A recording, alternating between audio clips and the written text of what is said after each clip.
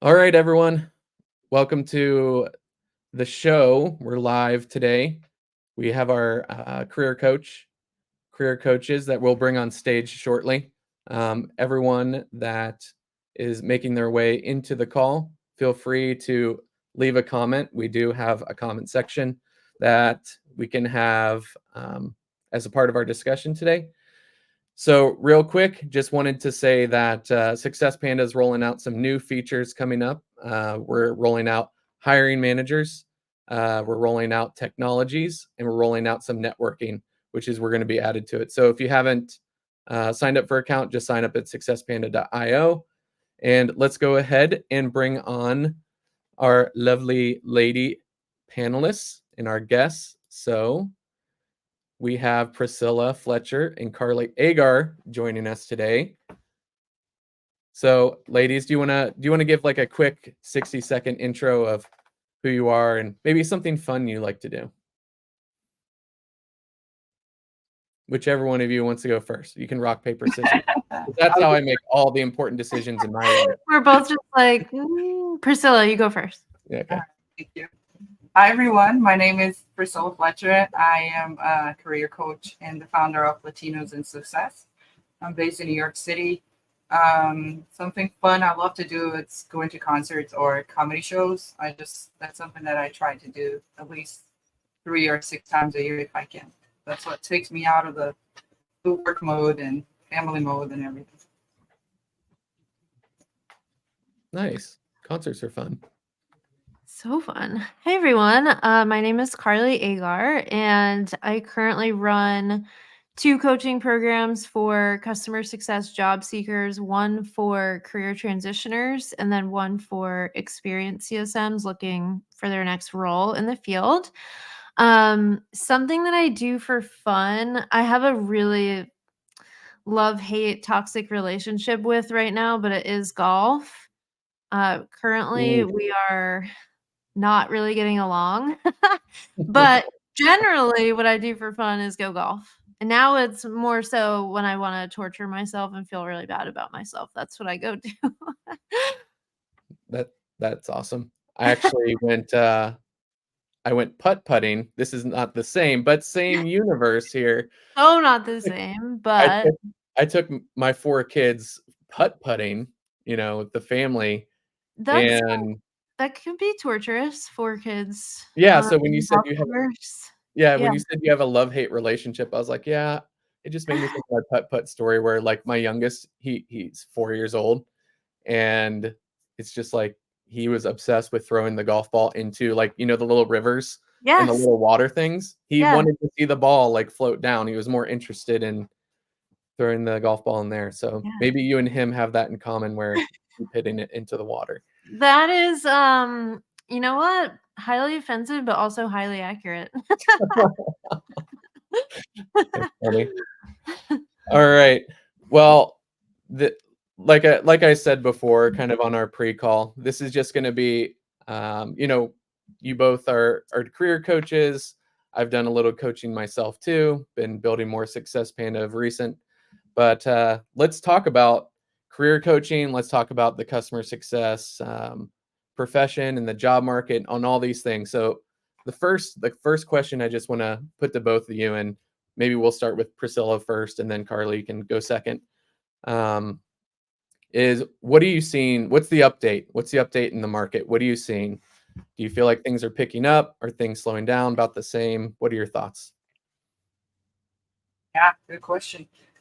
Um, I see things picking up, but because of the volume of applicants still, I feel like there's still a lot of competition. It's definitely not the same as used to be probably like say 5 years ago, right? You have one row and recruiters were like knocking on your door left and right and asking you to interview. Like there is more roles now based on what I'm seeing, but there's also more people competing for those roles. So not not much better than it was at the beginning of the year yet. Okay. What do you think, Carly? Yeah, I agree with Priscilla. The market is still super competitive. I keep telling people like there's no waiting for it to cool off. Like it is what it is, and it will probably be this way for a long time. Some interesting things that we've noticed as of recently is, generally speaking, overall, there's more opportunity in CS. We are starting to see open job growth. However, this September, usually in September, we expect hiring processes to pick up like very quickly because people are coming back from vacation. They're trying to fill roles before their budget gets pulled at the end of the year, trying to fill headcount before the holidays. But this September has been a little bit slower to get back into the hiring process. I could speculate all day long on why that is. We won't ever truly know, but we have noticed that it's been a little bit slower this September. Some other things that we've noticed, I just have like random trends running around in my head. Another trend that we've noticed as of recently is we are seeing a lot of folks with account management and just revenue ownership experience. I don't want to say having more success than those with traditional CSM experience, but their experience in account management and sales even is starting to be more highly valued than it was even 6 months, 8, 9 months ago. And we think that's because a lot of CS teams right now are feeling the pressure to be more revenue driving, to have more ownership over revenue metrics. So that's another interesting trend that we're noticing right now. Interesting. Yeah. This just my own 2 cents on it. It seems like that there are more people posting jobs. Like this is not scientific at all. It's just anecdotal. Yeah. But at the same time, yeah, there's always a constant stream of, like you said, people. There's always going to be like 7, 8, 900 people applying to, the same job. So that kind of remains a constant. So the next question that I wanted to get into is just, we want to talk about some resume insights and tips. So like, I always tell people that, and this is just my take on it, that the whole purpose of a resume is to get you an interview. Because the resume, like when you finally get in front of a person, right? That's kind of like the next step with your interview technique. So maybe we can start off by saying, let's start out with actually the bad thing. Like, what's an egregious thing that you keep seeing over and over again? Like, not on everyone's, but on enough people where it just gives you pause, where you're just like, I wish people wouldn't do this. And I know I have mine kind of lined up, but maybe there's not anything egregious that you see. But I don't know. What do you think? What's something that you see people do a lot that you don't think is serving them in their resumes? How much time do we have? 40 minutes. No, I'll just start Yeah. with something simple. Folks who have, really anyone who does this, I think is a big disadvantage. But when you prioritize a skills section at the top of your resume, where it's just like a bulleted list of skills or like a table with skills, where it's just the words, that is all that's doing is keeping the recruiter or whomever's reading your resume from actually getting to the meat of the content of your experience, which is what they actually want to see. Nobody opens a resume, reads those skills bullets, and goes, "Oh, this is the candidate I've been dreaming of. Oh my gosh, look at all these skills this person has," and moves you on to an interview. If it helps you sleep at night to have the skills section, put it at the very, very bottom, but don't let that be the thing that keeps a recruiter from actually getting to understand your experience. I see you have onboarding, Carly. You are now moved on in your skills section. It's like, yeah. I don't Oh, I was like, wait, what? No, Where do no. Yeah, I was just making a joke. It's like, oh, Yeah. I see you have onboarding there. You are now 'Cause- moving on. And I love to always explain the why behind things, and we talk to a lot of recruiters to understand the way that they think. When you see a skills section, innately as a recruiter, you're thinking, okay, but where's the proof? Like, just because you have these words listed here doesn't I don't actually believe that you have these skills, unfortunately, because a lot of people do lie in those skills sections. So now recruiters have been trained to think, oh, you're just putting these in here so that you pass the ATS, so that whatever. Yeah. So it's just keeping them from actually getting to the proof, and it's not doing you any favors. Interesting. That was the point I was going to bring up, is that playing the ATS game, right? Of making sure you have the keywords in there, using the proper amount of real estate and white space. It just seems like adding that skills section is trying to beat the ATS system. I mean, would that be what you think? Yeah, totally. Yeah. Yeah. What do you think, Priscilla? Yeah, something I see very often is resumes being very long, right? Like having way too many bullet points and long sentences, especially at the summary on the top. When you're hiring manager, you're looking at resumes like like how many minutes or seconds sometimes you're looking at, right? Like so, if you see those 2 or 3 pages and like too many bullet points, your brain already goes like, oh my god, what am I looking at? What's going on here? Where do I even start? And also the very top page part of your resume, right? Whereas like instead of giving a summary, like a boring summary, that's the prime real estate of your resume. That's the first thing they're gonna see it, right? Like using that, I've seen a lot of people doing that really well, using that as a highlight section where they can kind of like give a little, pull some bullet points from all of their jobs and give people like a short summary on like this is what I've been, this is what I know, and this is what I can do. I think it's a better use of that type of real estate. Yeah. I would agree with that. I also really like that you called out long sentences because we've seen, I would say over the last 10 months, a huge preference from recruiters to have a resume be as concise as possible, which is actually a slight shift from what we heard, a year and a half, 2 years ago, where they wanted a lot of detail. Now it's like the more concise, the better. Like, leave a lot of words out and you won't be in a better place. Yeah, that's an interesting thing too, because it's almost like there's seasons, right? Like, Totally. there's Preferences yeah, change right. all the time. Yeah.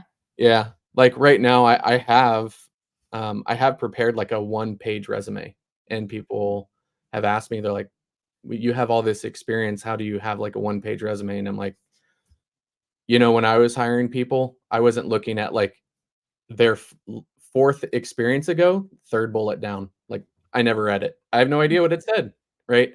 I usually I usually, especially when I only had 10 seconds to scan the resume, because I was in Series A startups and I didn't have like an HR person to help me out. I was doing all the work. It was like 10 seconds. I'm looking for 2 or 3 things that I'm specifically looking for, and then that goes into one stack, and I have a review that maybe with like 25 seconds more, and then I generally find out, right? So Mhm.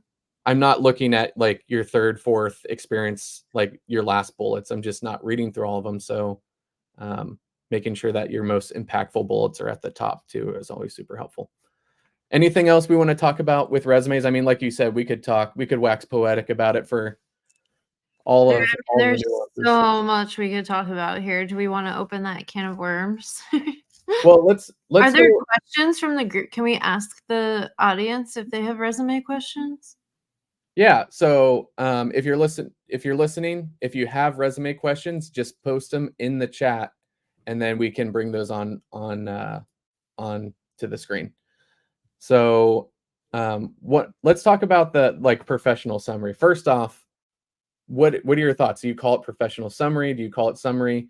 And then what makes for a good professional summary, or what are your thoughts about that? Because that's the top of the page. People are gonna look at that first. So I could go first for this one. okay. Priscilla's already muted. I have a complicated relationship with summaries on resumes. And the reason why is it seems to be, at least from a recruiter's perspective and hiring manager's perspective, a mixed bag. Some recruiters and hiring managers, like Priscilla said, her preference is I love to read them. And then others are like, I never read the summary. So, what we typically advise our clients to do is keep it short. So, 2 sentences is usually the sweet spot, 3 is okay. And use that as real estate to emphasize the KPIs that you've hit, the specific aspects of the customer journey that you've managed, like those very specific CS things that people are going to be looking for. And also anything that differentiates you that you wouldn't necessarily get from the rest of the resume. Or something that would require a little bit of research. So let's say that you are someone who has spent your whole career at SaaS startups, like Series A specifically.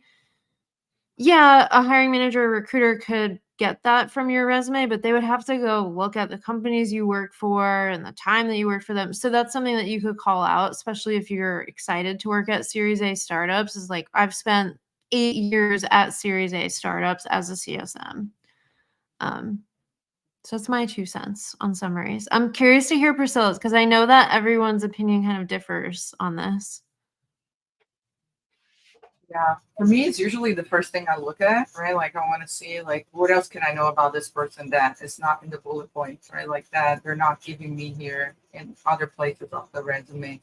Mhm. So, if you can think about it, like, what can I put here that makes sense for them to know, to get to know me, but also, like, gives them, it's not just a copy of everything else, right? Like, or some kind of boring sentence that, I'm very determined. Like, yeah, of course you're going to say you're very determined. Like, I know you're trying to get the job. So, like, there's certain things that you can take out and, like, tell me something that give me some color here, right? Like, because when you're looking at resumes, there's only so much you're seeing. Now it's good because people can send videos and other things. They give people other options. But usually when you have a resume in front of you, it's just pretty plain. So it's like, what else can I learn about this person here that I don't know based on everything else that I've already seen? Yeah, so I like both of those responses. So to me, um I'm a big fan of readability, like just in general of your resume, because as someone who has hired before and again not had an ATS system or not even had like an HR person, I tell people like knowing how to use white space, like there's some basic graphic design like 101 concepts you learn about how to use white space, how to make things readable. And what I tell people is that if I look at your resume, like what I call the 3-second rule. So if I look at your resume and you have the 3-second rule, it's all it is my brain trying to figure out, is this readable? Is this Mhm. welcoming to read? And if the answer is no, I don't even read it. Because I've seen resumes before where I look at them and it like, if I feel my blood pressure going up, I'm like, oh, this is like intense, like I can't deal with that. And I don't know, that probably says more about me than anything else, but having a resume that's actually scannable and readable. And then as far as the summary specifically, I think the big thing in there is its personality. Like you want to communicate. It's the one small section where you can have coherent sentences where they're not like mechanical, where it's you're putting in your bullet points, and they're just kind of, getting to your number and your result and what you did. You can add a little bit of like who you are, what is it you're passionate about, right? So kind of like Carly said, you can talk a little bit about like, oh yeah, I'm super passionate in doing full stack CSM work in Series A companies, doing stuff like that that's not overtly called out right on your resume. So I think they can be helpful, but I think if they're too long, like anything, like when you're working at a company, if I'm emailing Carly and Priscilla like, hey, basically we need to have a meeting is the whole point of the email, but it's like this long, no one's going to read that. So yeah, we do have a question from Lauren. Lauren asks, do recruiters use technology to search keywords on a resume to help prioritize resumes?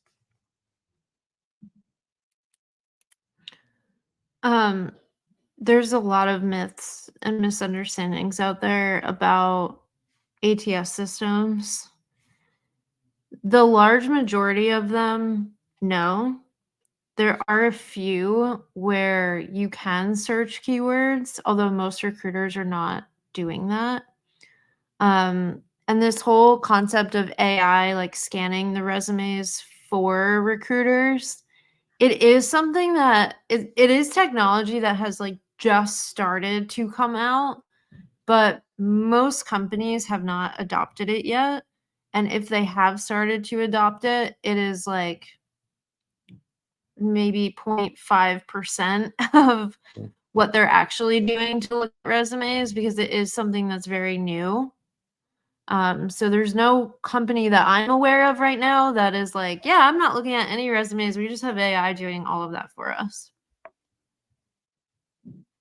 Yeah. Anything else to add, Priscilla, on Lauren's point?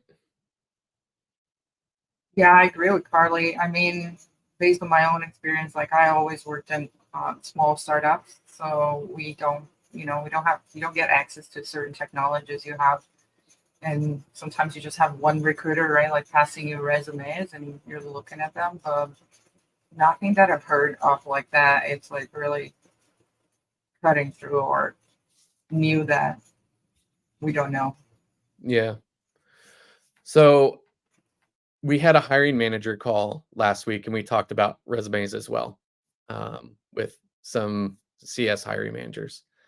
And so, to Lauren's point, there are, and we can get both your input on it. It seems like there are the people who they might have two resumes where they'll say like, hey, if I'm just trying to mass apply and maybe get work through an ATS system, I put in these keywords, I do this, and I think that this person might be using technology. And then there might be another resume, which is what I call people resume, right? Which is focusing on what I talked about, the 3-second rule, the 7-second rule. Is it readable? And then do I know what you do within 7 seconds, right?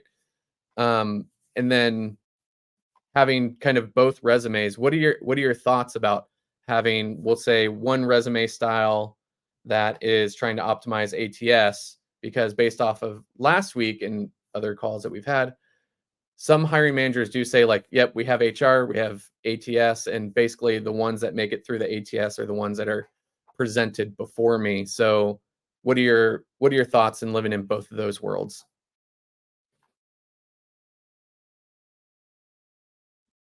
I'll let Carly go first.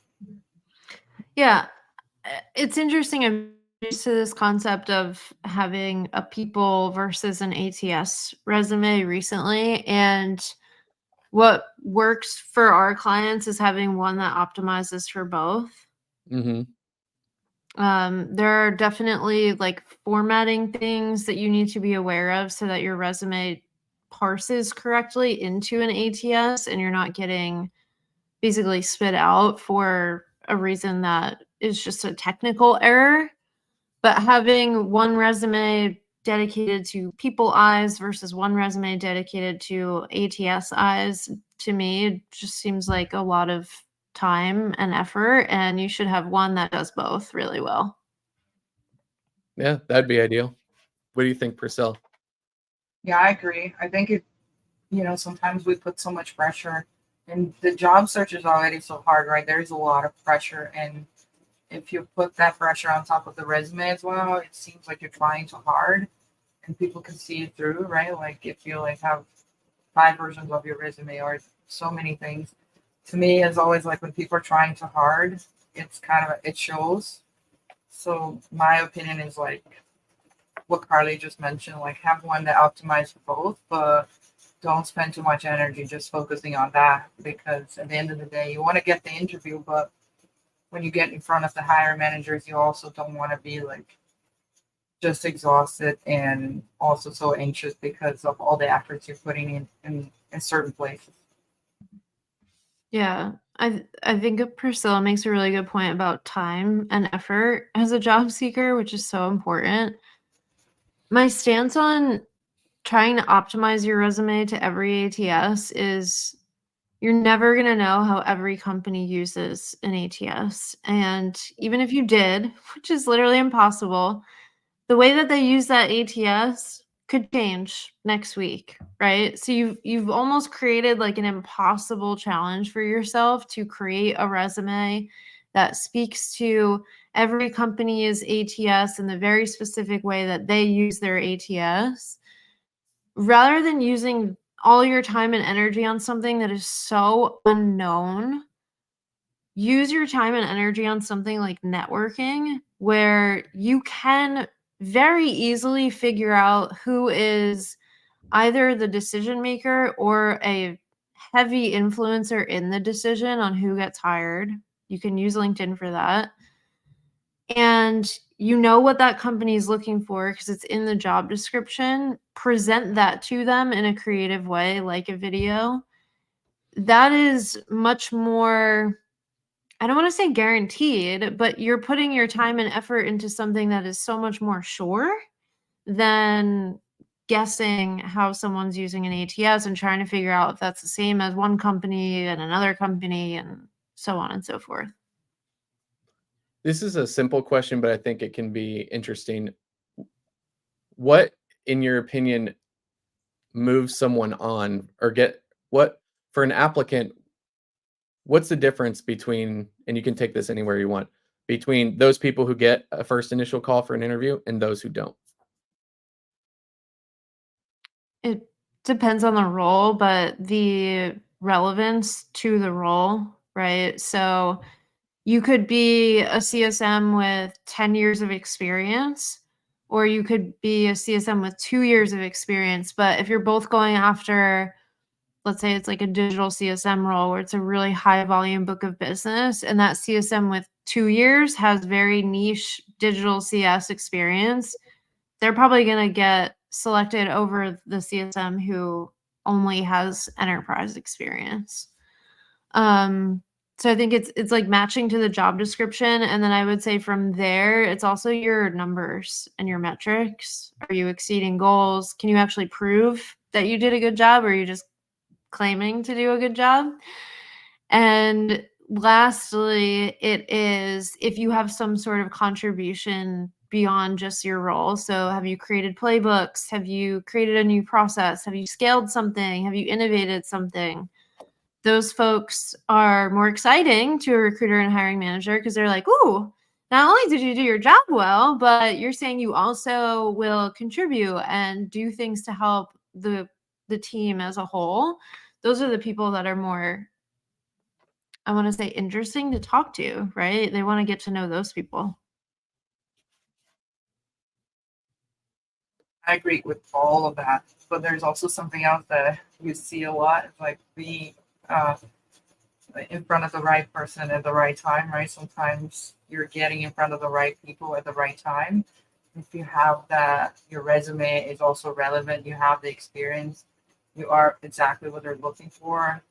At the end of the day, it's a person choosing another person, right? Like there is still like people behind the hiring process. So there's still like the little things that hiring managers are looking for, like right, like where you're located. So all of that's going to impact where you're going to show up in that search and how many years of experience, right? Like it depends. If it even like diversity plays a part, right? Like if the team like has only like I've worked in tech companies that it was surrounded by males and we had the need to hire more females in the tech company. So it really depends, right? Like what is the priority right now for the company? Something you said, Carly, we talked about how you prove it. Let's talk about that. How do you, in a resume or when you're looking at it, how does that come across, right? Is it just effectively more writing out what your bullets are? Or what do you mean when you say, can you prove it? Because to me, it seems like that wouldn't be assessed until you get into an interview. But yeah, I'm interested to learn. What do you mean more by that? Yeah. So what I'm talking about specifically is using numbers to prove your performance or your impact.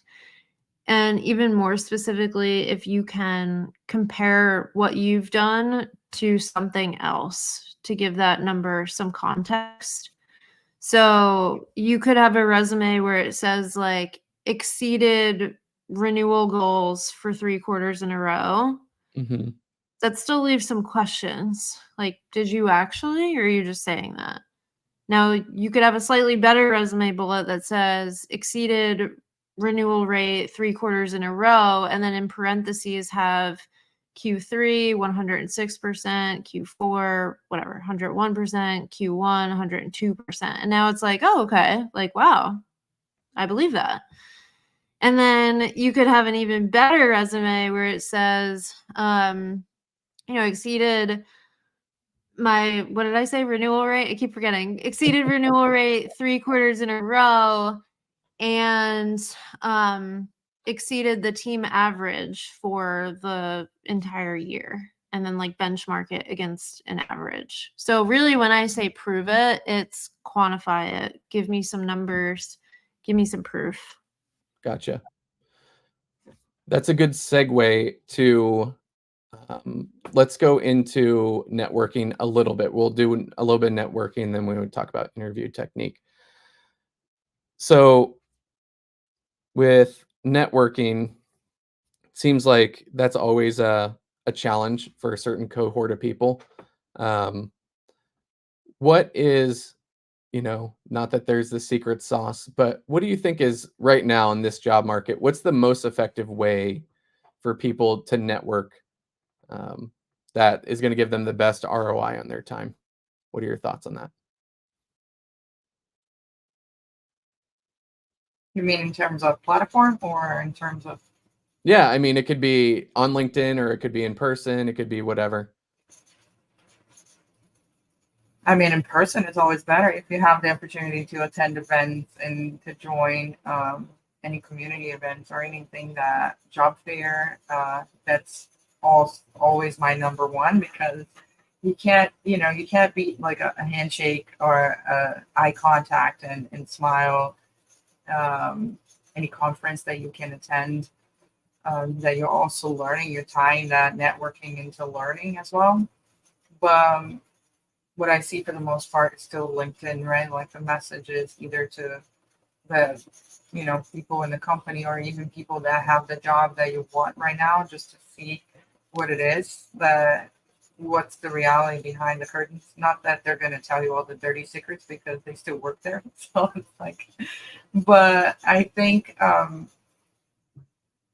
what I usually recommend is like be genuine and have really something that you want to like connect with that person about, whether you admire them or you want to learn from them or you want to work with them, you like the product. There's got to be one thing that is true about your networking, right? Like you can't just go in and try to network just for the sake of I want the job, I want this. So find that one thing that it is that you're looking for. Is like, do you see them as a good place to work, or a good product, a good mentor, whatever it is that you can find in that company is going to make that message come through more genuine, and you're going to catch the interest of like whoever's on the other side. I like that.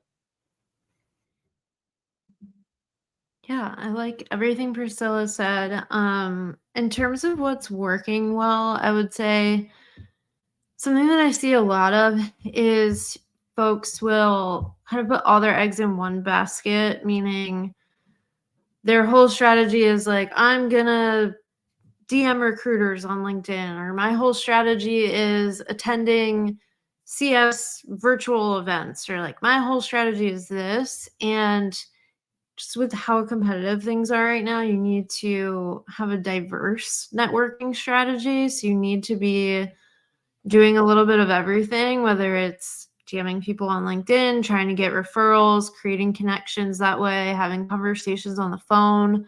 Is it sending videos to higher ups who are making decisions? Is it sending emails? Like the more diverse of a strategy you have, the more likely you are to get someone's attention. And networking, while yes, it is about creating connections when you really need a job, it's about getting noticed, right? Like getting someone to say, "Hey, yeah, I'll help you out."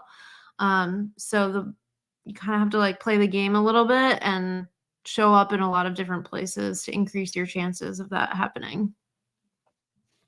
Yeah, no, I like the diversified thought. I think that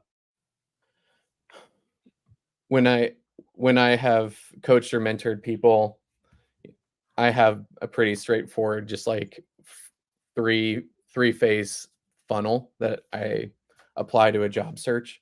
So like tier one is your ability to land an interview. And there's three main components of that, which is your online persona or presence. So like LinkedIn, what they can find about you online, um, your resume, obviously, and then what I call glitter, which is what you were saying, Carly, your ability to be noticed.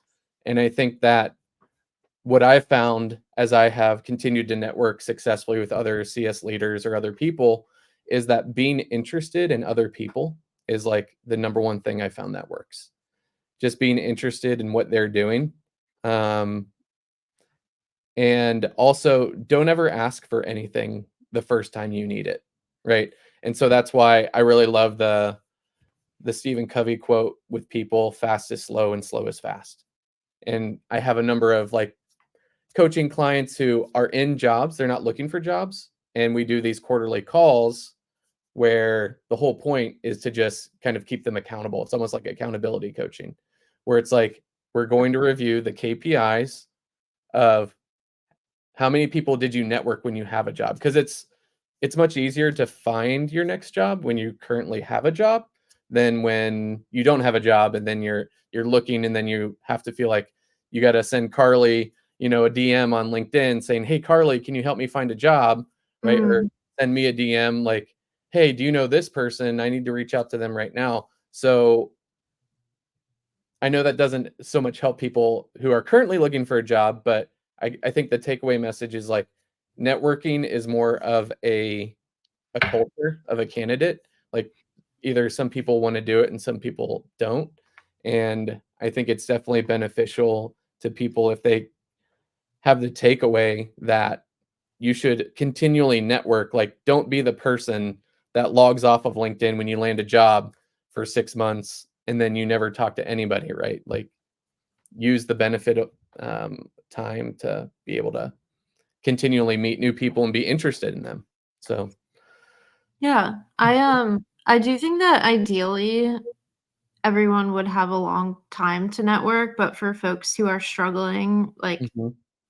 to pay their mortgage or pay their rent, like you do have to, I think, from what I've seen, and I respect that networking for a lot of people is like building genuine connections. I also think that there is a strategy and a time and a place for networking where it is a little bit more transactional and it is a little bit more of like, hey, I'm letting you know I applied to this job. Here's why I'm the best fit for your team.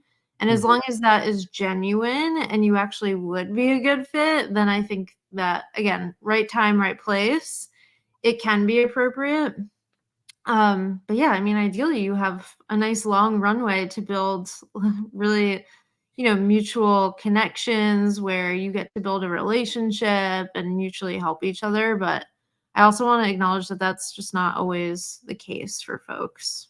Right. So I don't think it's a an or, I think it's an and, right? So Yeah. it's important that there are people in that situation and yeah, it's absolutely totally acceptable, right? And there are strategies and good things to do. But I think too is I've met with people, I don't know about you, but I don't know if you've ever met with someone who's like been laid off a couple times, right? And it's like, "Hey, when you had this job at XYZ company, like, were you reaching out to anybody? Like, you're working at a Series A company, which the finance, could dry up at any one time." And it's just trying to put that idea in their head to trying to change their paradigm to think, "Oh, Hmm. maybe I should, like, continue to network when I already have a job." You know, Yeah.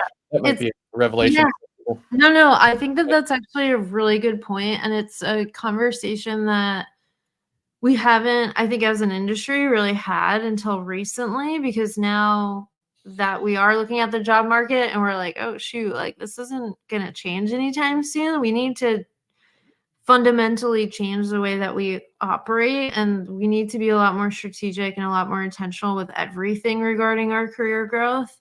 And Brad, you're making the perfect point, which is like a new norm that we should be accepting, and like a new standard that we should be holding for ourselves is when we are happily employed, or maybe not even happily employed, but when we are employed, we should still be networking, because you'll never regret networking proactively. Even though it's one of those things, it's like it's so hard to motivate yourself to do it until you really need it. You do just need to like be accountable and do it anyway. Yeah, in all of my accountability clients that basically they're happily employed, they enjoy what they do, right? They didn't come to, hire that service until they suffered like an awful, layoff. Yeah. And then they're sitting there and they're having their moment of reflection saying what led up to this. And all I was saying is like, hey, you do have these short-term strategies, right? Which you ladies teach, right? Through your offerings and your services. But at the same time, can we change your long-term, what we'll say, standards for yourself? Do you want to be in the top 5% of the industry? If so, they read books. If so, they do this. They constantly network, right? Because if you want to have long-term job security, you have to, kind of be within that top strata of people that are constantly doing the work. So, all right. I want to talk about interview technique. So I get random just messages from people I'm not even connected to at times, because as people might know, like Success Panda, one of the features, it allows people to self-organize mock interviews. So let's just say I'm some random person and I reach out to Priscilla and I say, hey, I'm struggling with mock interviews. Can we schedule one? It's like, sure. I get these messages from people and they'll say pretty much the same thing. Hey, Brad, thanks for helping people with interview technique. It's really, and then it'll be in capital letters, rough out there with a lot of candidates. And I think when I've done these mock interviews, and it's been from entry level people who are trying to even transition in to CS, to people who are VPs who have over like 20 years experience, it's like one that as far as interview technique, like I've had very senior people like not have great interview technique. So let's talk about that. So Priscilla, maybe if you want to go first. As someone who, let's say I'm your client, you're my career coach, I come to you and say, Priscilla, I'm like getting first round interviews, I'm not moving on. What would you say in terms of like how to improve interview technique, or what are some things that you could probably give me feedback on, or what makes for good interview technique in your experience? Yeah, that's a really good question. Usually when we're doing mock interviews or even during coaching sections, I go into this like, if that's what they come in, like I'm not making last round or I'm not moving on, like there is something behind, right? So I try to I go into the discovery mode and try to figure out what is it behind, right? I don't ask them to like just give me your pitch, or I don't start asking them questions because I know I'm going to make them more nervous. They're going to still continue to fail.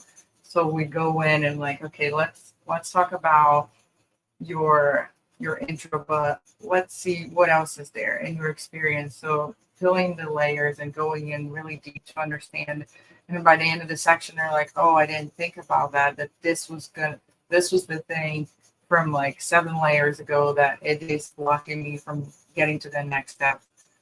So I think it's really thinking about how you're showing up, right? Like, are you nervous? Why are you nervous? Like asking yourself those questions, like, what are you sharing with them and why are you sharing? Because sometimes you have a script, but that script is not working for you, but also it's not what you want to show up. You have the script because what you have in front of you, and you've been practicing and thinking it's the right thing all along.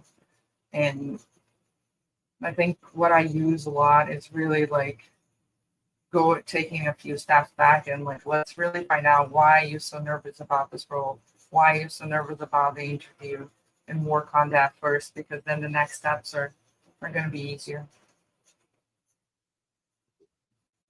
I like that. What do you think, Carly? I think with first round interviews, there's usually like one big mistake that I see a lot of people make. And I think, Brad, you called out that it's like with the folks that you've worked with, it's not anyone in particular. It doesn't really matter how many years of experience you have.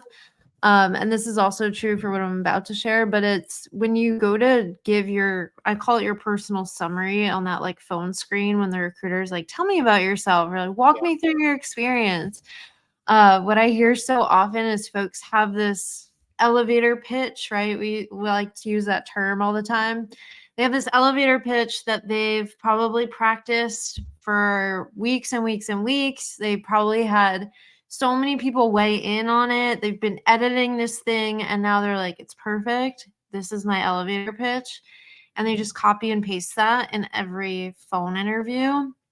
But the way that I like to teach people to think about phone interviews is like you're almost like playing bingo with the recruiter to like really oversimplify a recruiter's job on that first call. And I think their jobs are so hard.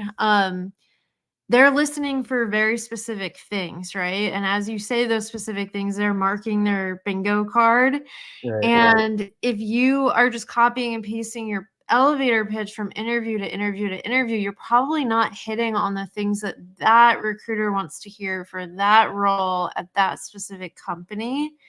And so typically, like, and you could be overqualified for the role. You could be the perfect fit, but if you're not pitching yourself in the most relevant manner, they're not going to hear the things that they're listening for, and they're not going to move you on. Yeah, I love that bingo card idea. I totally agree. And what I tell people is that in like a phone interview or first round interview where they're just basically screening you, you can never earn the job in that interview. You can only be eliminated, right? Yeah. So the Totally. goal of that interview is to just not be eliminated. And to your point, Carly, it's like I'm interviewing for a digital CSM position, but my elevator pitch in my experience might be like an enterprise. And if I don't kind of make that adjustment, then I'm going to find myself, and then I'll have to go on LinkedIn and say, why is it I have 10 years experience and I'm fully, and so. Yeah. You know. And you can be an enterprise CSM and you can land a digital role, but talk about how you do things at scale, talk about how you use data, talk about how you're a scientist and you analyze everything that you do and look at the results and adjust course. But yeah, if you go into a digital CS interview and you're like, I am the best at white glove, high touch, super personalized customer success, they're going to be like, well, that's not what this job is. So Yeah. All right. We're going to do a little bit of rapid fire because we're coming close to time. We got some questions. So Simone asked, what are your thoughts on interview presentations? Are they here to stay? Short answer, yes. That's yeah, they're not going anywhere. I actually want to offer really quick maybe a perspective shift on interview presentations, because I know that a lot of people have like supercharged feelings about them, and everyone is entitled to.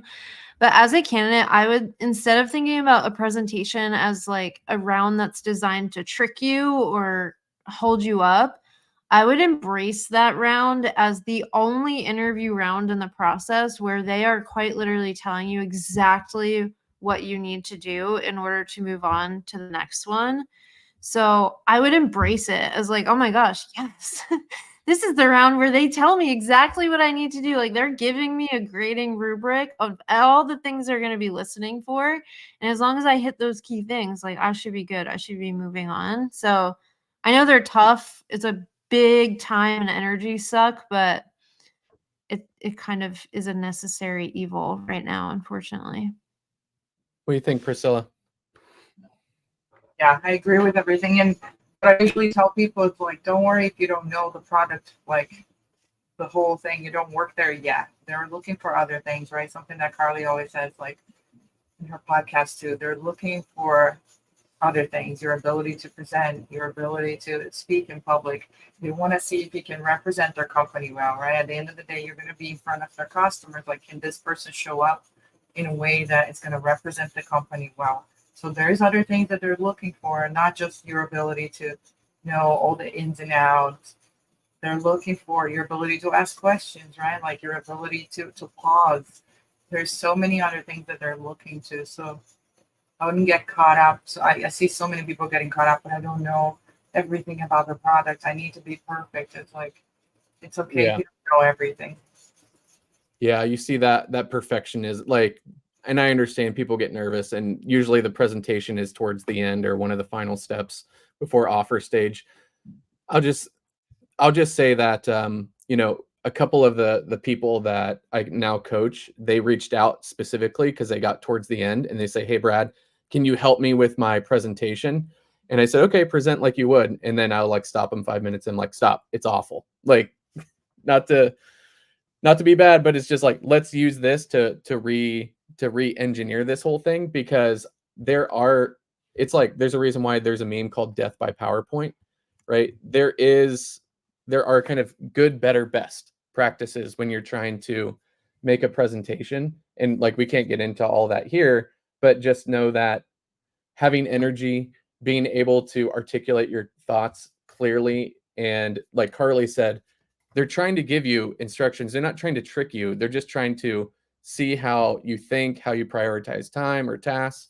And so just be very, very confident, like in your ability to present what you think, because even if it's not exactly what they think, a lot of times, what I talk about in tier 3 of those who get offers and those who don't is your level of executive presence and your ability to be able to articulate your thoughts and things like that. So another question comes in is, can you touch upon ghosting after interviews? How should we follow up? And I just say, I don't know, burn down their house. So that's my answer. I would say if it's an interview, like if you're later in the process, I would just play dumb and,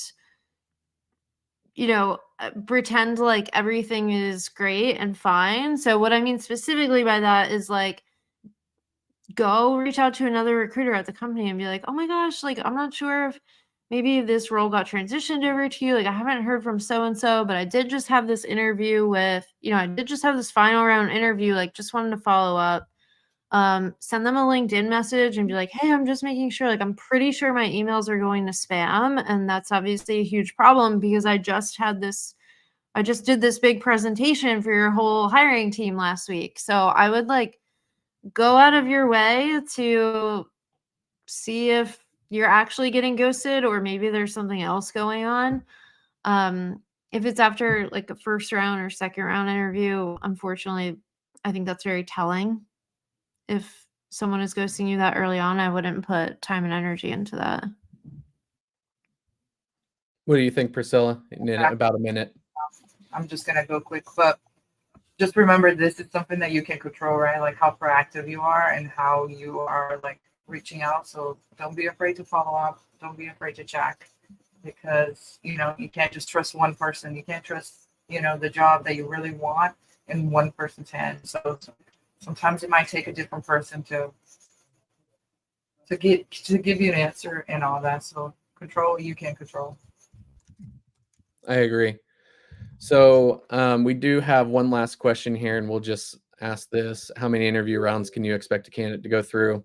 I mean, that's very subjective, but at minimum 3 or 2 or 3, at most 7, 8. I mean, it can, some processes can be lengthy.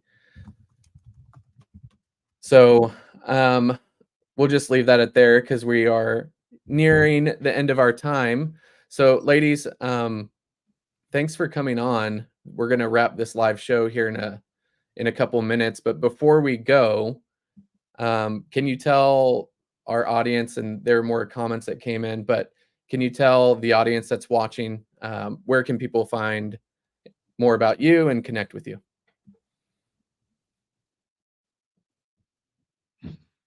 Oh, I'll go first. You can find me on LinkedIn, Carly Agar, or I would say check out the podcast. So I'm pretty sure we're on every platform. It's Customer Success Career Coach. And yeah, don't hesitate to send me a DM on LinkedIn. I love to hear from people. Nice. Thanks, Carly. Yeah, you can find me on LinkedIn. The name is spelled with one L. You can find me on LinkedIn. You can also find me on the Slack channel of the community and Latinos in Success. If you haven't joined us yet, the link is on my LinkedIn page as well. You can join, you can DM me there. If you're an ally or if you're a Latino in customer success, join us. There's a lot of fun and resources there for you. If I speak Spanish, can I join your group? Yeah. Okay. We have like a 50-50 now, kind of about this point, like where so it's open to everyone. Que bueno. Ahí está. Okay. Awesome. Well, ladies, we're at time here. Thanks so much for coming on. This is going to be super beneficial to a lot of people. So thank you for sharing your time and thanks for coming on the live show. And I will talk to you ladies later. And everyone have a great weekend. Bye all. Thanks, Bye. Brian. Bye, everyone.